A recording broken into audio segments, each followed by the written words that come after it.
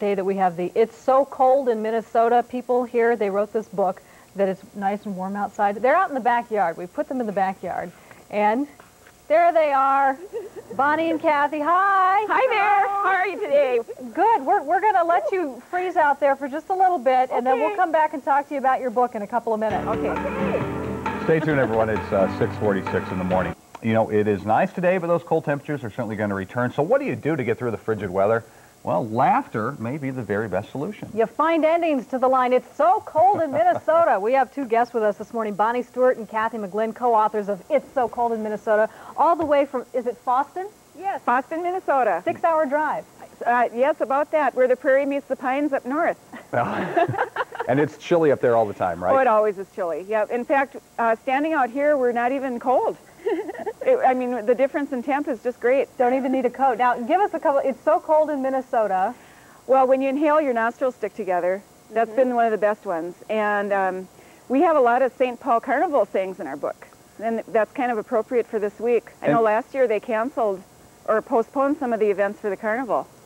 And we hope that doesn't happen this year.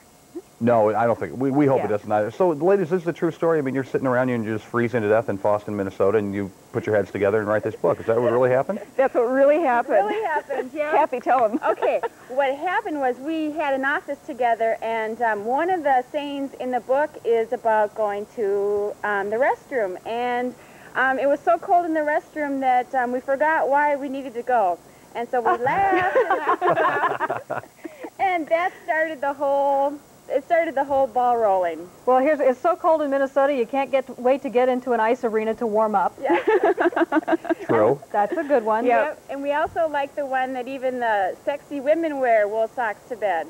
And we hear that some sexy men wear wool socks to bed also. It's a very sad story, Kathy, Bonnie, when you get to that point. Yeah, oh yeah. Now, have your neighbors given you a little bit of ribbing here? Because you should be used to the cold weather, right? Oh yeah, in fact, this week now when it's so warm today, everyone's walking. We came over here without our coats on. And a lot of the things in the book relate to, it's so cold in Minnesota that when it gets up to 10 below, everyone opens up their coats. And I'm sure we'll see a lot of people today wearing shorts, because it's going to be in the 30s, and Minnesotans are a pretty hardy bunch, and it's so cold that when it gets even a little warm in the winter, we take advantage of it. It's so cold in Minnesota, one of the excuses for not going to work is, I forgot to plug in my car. Yes. Yeah. Where can we get the book? Oh, major bookstores everywhere in the cities have it. They're all over the place. Specialty gift shops. We were at the Mall of America, the Minnesota stores there have them, and almost every bookstore around has them. We're on our third printing right now, so the bookstore should be well stocked. Well, good for you guys. I think the reason that people like it so much is that some of those things ring true. Yes. Very true. And we had a lot of fun input from our co-workers and neighbors and friends and family, all pitching in to give us their one-liners, their favorite saying, or what they think of when it's so cold in Minnesota. The biggest accomplishment of the day is getting your car started. Sad but true. Well, I've had that happen. indeed. And this was, the book itself was the biggest selling item in the state of Minnesota prior to Christmas, because people were buying the book and sending it to their friends and families, you know, out of state and to climates where it was warmer, and they're like, you know, this stuff is really true, you know, and people were, you know, that live where it's warmer just, you know, can't imagine living, you know, in a state where it's so cold. Yeah, we work hard. We want people to feel sorry for us. Yes. Thank you so very much. We appreciate it. Yeah, thanks for wearing the flannel and the hats and the whole Oh, you work. bet. Thank you. Stay warm. Now they can take the hats off and cool down a little bit. You got it. Well, in addition to those bookstores that they mentioned, you can get Kathy and Bonnie's book, if you would like, directly from the publisher. Again, it's called It's So Cold in Minnesota.